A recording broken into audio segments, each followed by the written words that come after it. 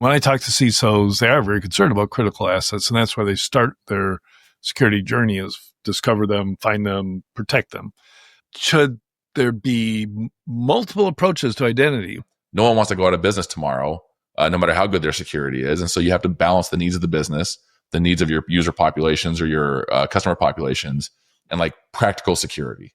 And I think that's the thing that we've seen time and time again. And if I had any criticism, I think CISOs and their teams have not had the visibility for the executive level on the board or the funding to really do identity right up until now. A human might have ulterior motives, but in agentic, at least for now, AI doesn't.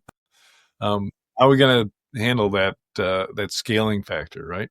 I think we have security people who want to stop approving tickets and requests at a greater rate than they actually generate them, right? So you have to think about long-term impact on business. You have to start from the beginning, and you have to think how an organization is going to adopt agentic AI from ground up. And so if you think about it, the journey really looks more like, first, the business is going to decide to invest in agentic AI.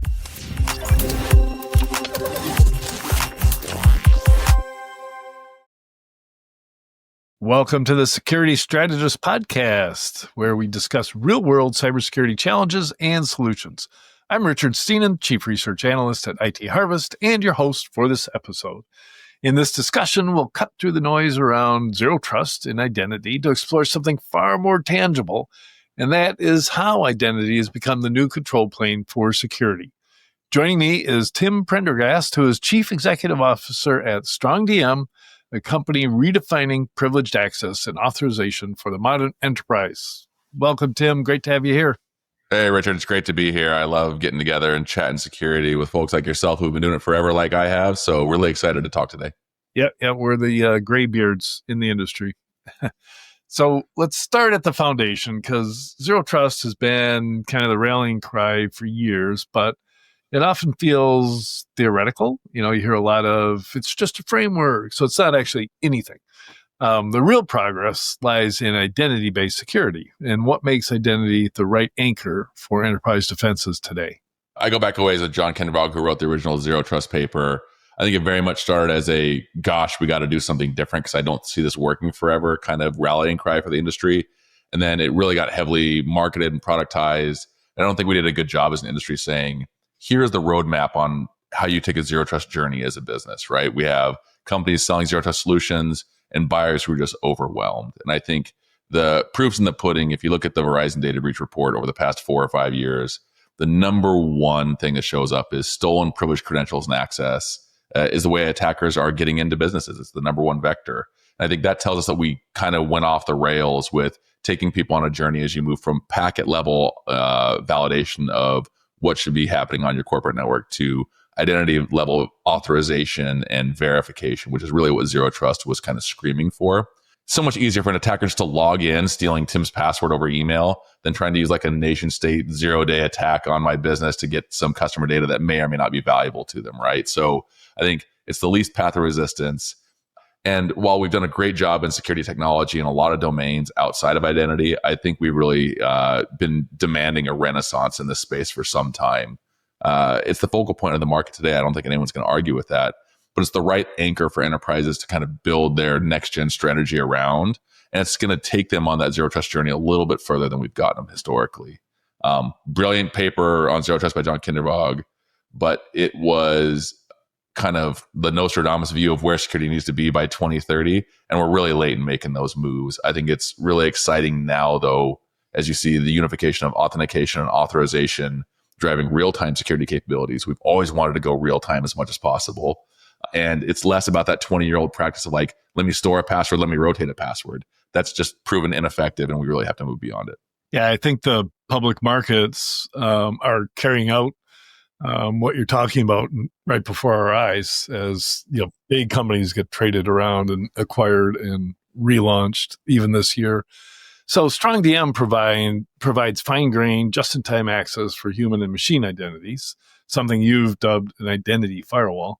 Can you delve into that, explain how this works in practice and what it means for managing privileges? I could talk your ear off about this, so I think we'll try to keep it under an hour-long podcast, maybe. I don't know. But really, we provide a simple to manage and deploy security fabric that gates access to all your critical privileged systems and data. And any entity, be it human or machine, or now the emerging agentic AI actor, has to pass through this fabric to perform any action against your business's critical resources, right? So if you have a database of all your customer data and credit card data and transactions, you don't just want anyone logging in and playing with that data. It's highly regulated. It contains very personal information, and you have a stewardship as a business to protect that. And so we play into that dramatic business need of stopping unsanctioned actors from getting access to really critical information.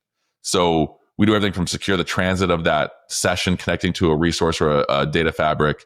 We do full session recording like legacy privileged access management technologies do.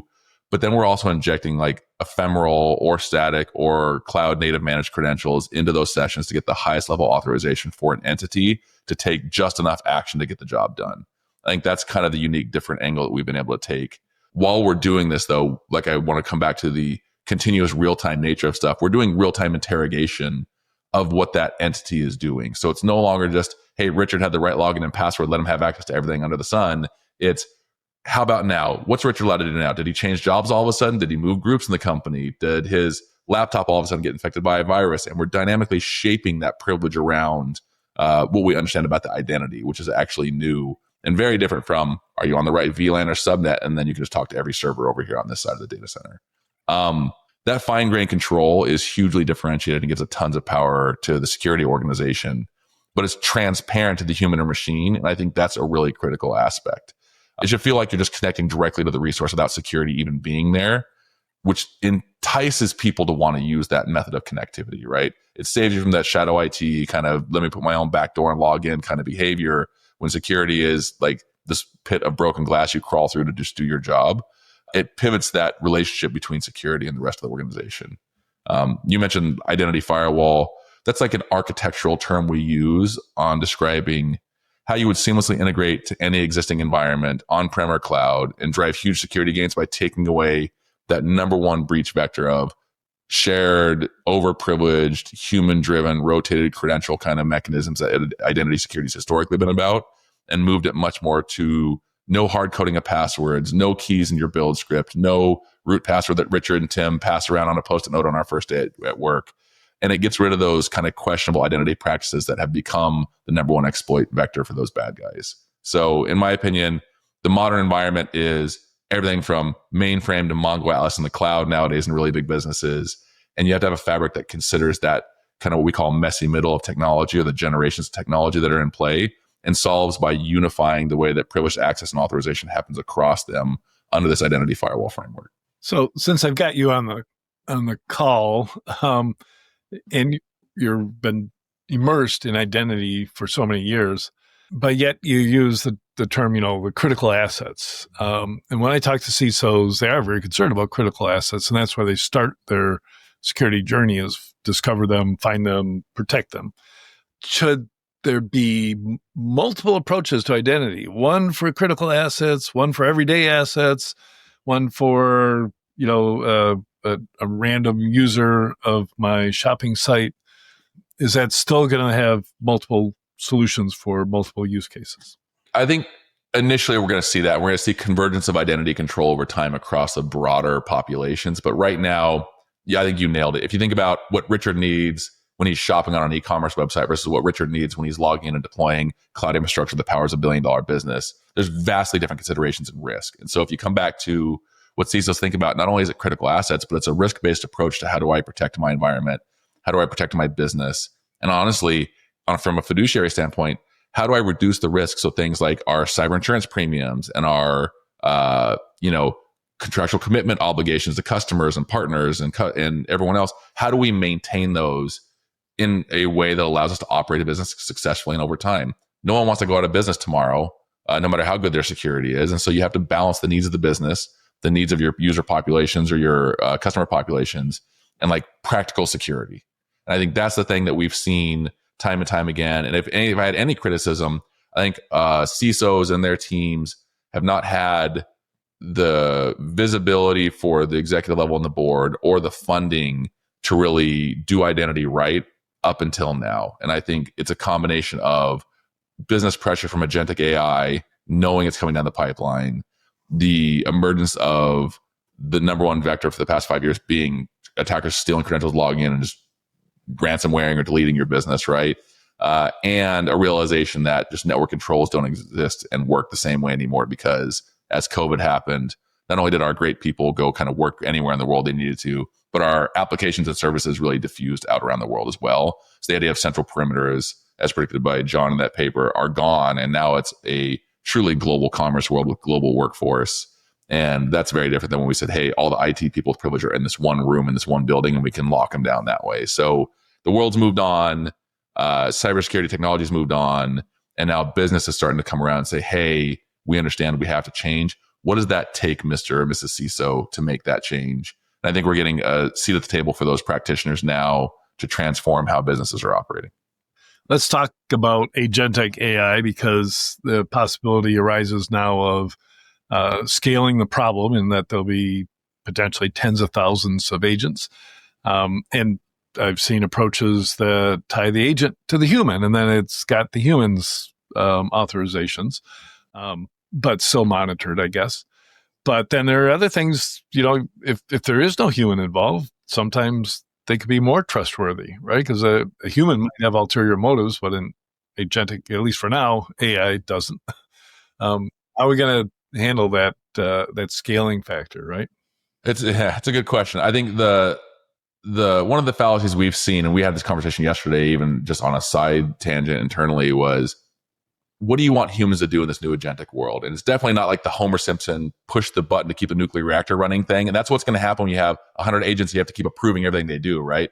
I think we have security people who want to stop approving tickets and requests at a greater rate than they actually generate them, right? So you have to think about long-term impact on business. You have to start from the beginning, and you have to think how an organization is going to adopt agentic AI from ground up. And so if you think about it, the journey really looks more like, first, the business is going to decide to invest in agentic AI. I think most people are there, right? The market pressure is forcing this decision. It's seen as differentiated. There's a P&L aspect where it makes it attractive to have humans not do so many tedious tasks and have them do higher level intellectual knowledge work.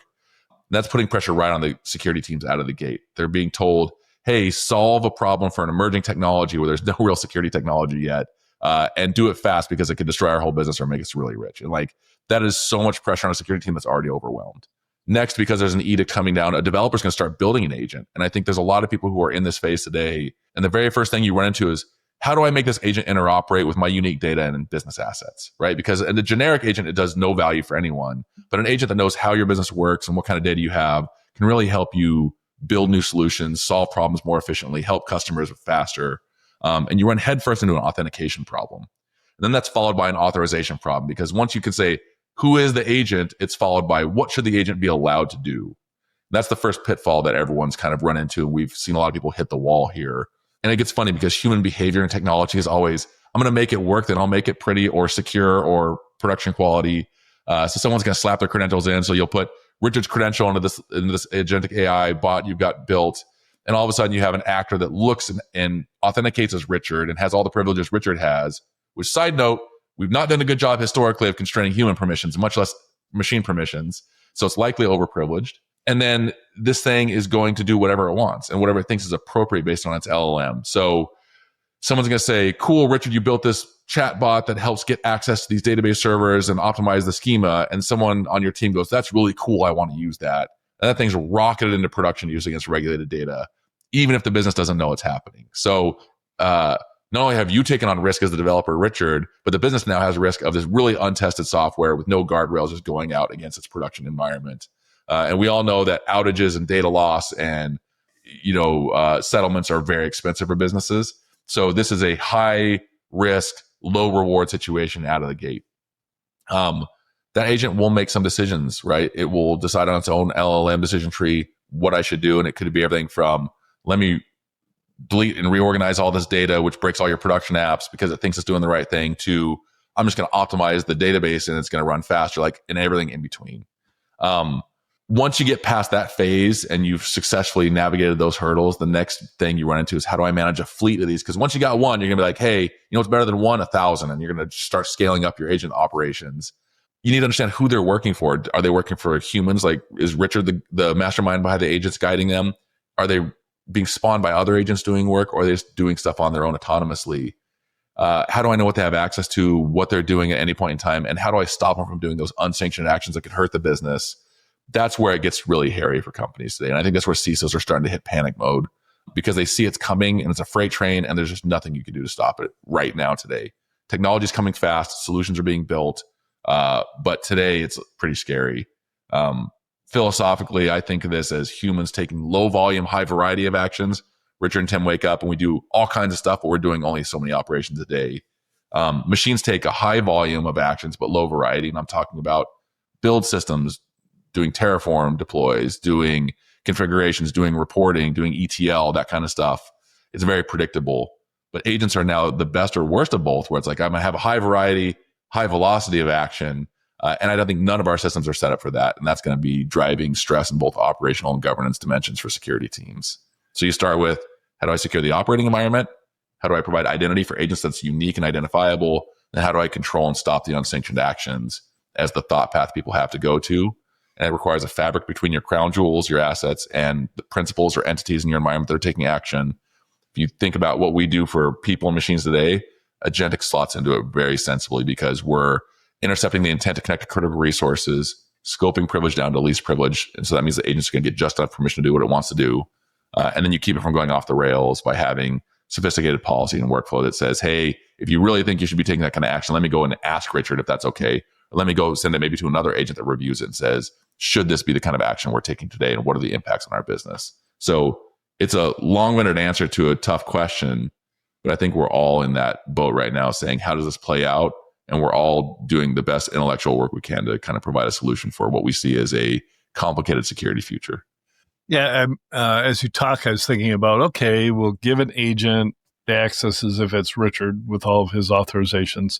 And then I'm realizing we haven't fixed that part of it, right? It's me managing the things I have access to is a continuous job, right? There, I'm looking at my authenticator, Google Authenticator. I've got 16 different things that, will post 6-digit numbers to me. I've got AWS Web Services twice. You have to know that it's not the first one. It's the second one that actually gets me into my AWS console. And any one of those things could get screwed up where somebody forces a reset. You got to reload and redo them. If there's an agent doing production stuff on my behalf, it's going to break constantly because it won't because we haven't fixed it. We can't. I mean, if you come back in cybersecurity, you look at the fundamentals. If we had mastered how humans get access and authorized to do things and had no issues there, no errors, no failures, and we've done a great job with DevOps systems and automation tools and things like that, and then we're facing agentic, we would probably be better set up. I think today, because identity needs that renaissance and how things are done and to move away from what was a compliance checkbox of do you rotate passwords and store them, kind of historically, we'd be in a much better situation to deal with agentic AI. We're just not. And so I think that's why what you're seeing happen is a lot of companies say, if we can solve the agent problem effectively, and we do it in a way that we can bring that productively back to machines and humans, then we actually are moving the whole industry forward by quite a leap.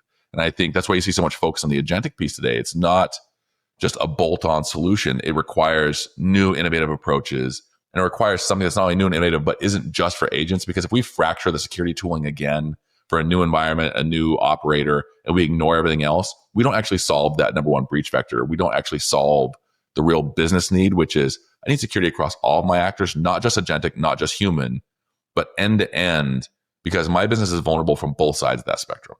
Let's get into implementation, because back when I was at PwC, I can say a quarter century ago, we had like 100 people in at Chrysler Motors doing an implementation of identity for them. It was early days of the internet, right? Can CISOs afford to look at that kind of update or upgrade to their systems, or is there a replacement path that's more of a gradual evolution?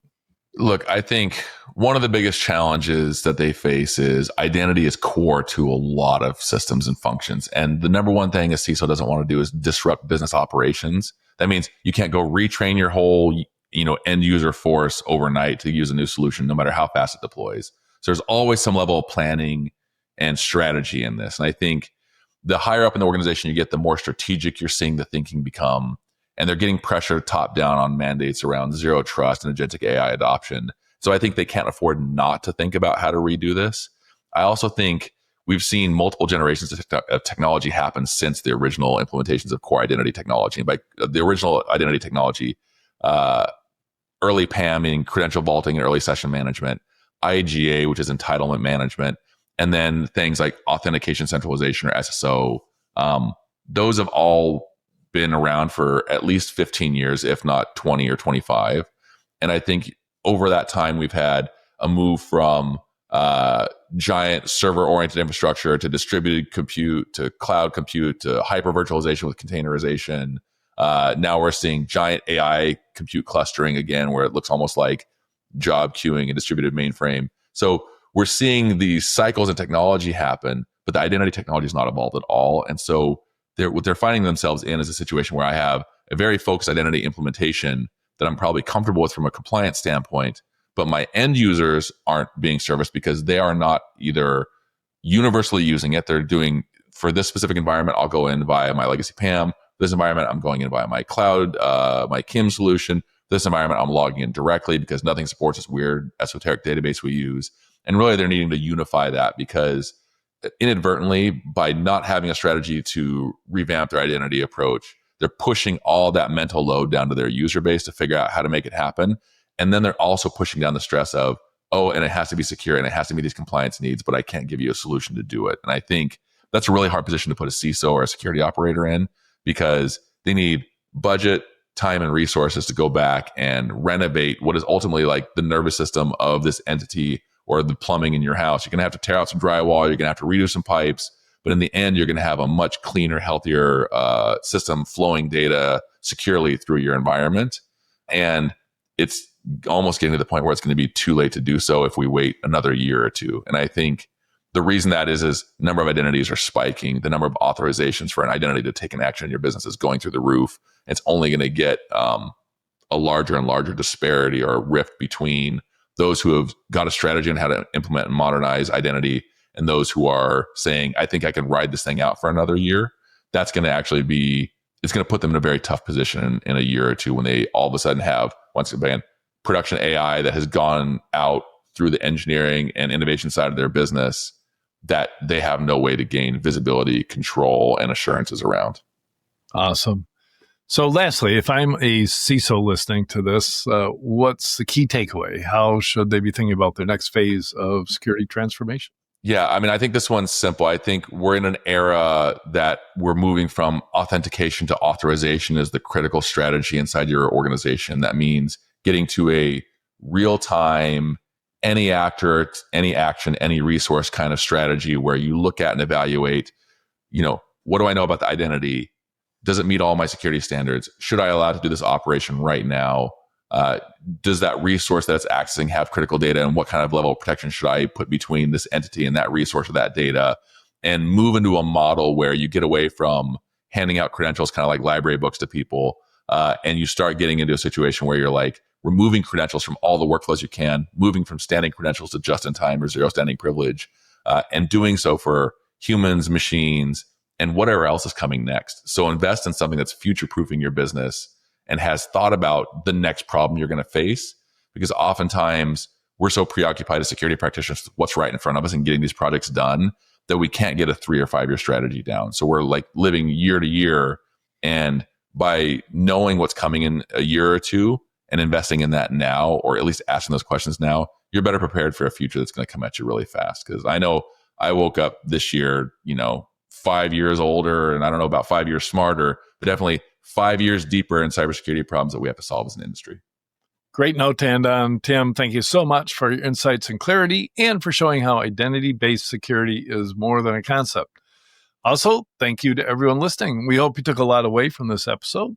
For further information on what we've talked about, head on over to strongdm.com.